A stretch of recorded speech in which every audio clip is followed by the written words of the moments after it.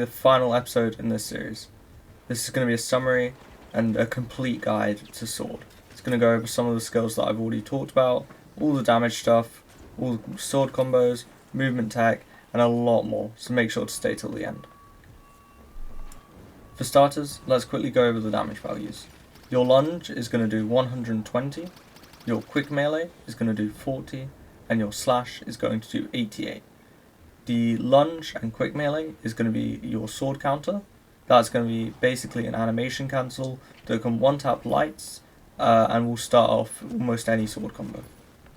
You then have your combo for medium, which is going to be either 2 lunges and a quick melee, or lunge, quick melee, slash quick melee.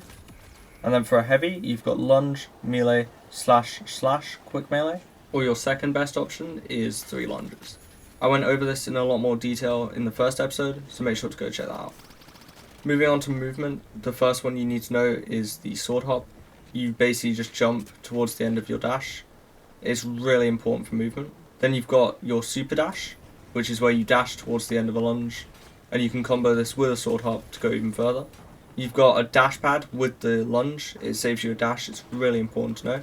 You've got the tripad lunge boost, which is where you can redirect a tripad and get the momentum in any direction you need it to be. You've also got the dead lunge, which lets you not take any momentum when lunging. It's really good if you're standing right in front of someone and you don't want to go past them. You just jump and do it in the air. If you do it on the upwards momentum, even in places where you can air lunge, it won't do it for you. And speaking of air lunge, that's another one. You basically are able to lunge mid-air on some portions of some maps. You just need to know where it is on the specific map. I didn't cover everything here, but those are the most important ones that you need to learn. I went into a lot more detail in my movement guide of episode 2 of this series, so if you want more detail, go check that one out. Episode 3 is going to be a lot harder to summarize. This is the one that covered initiation of fights and getting in, getting out and dealing damage.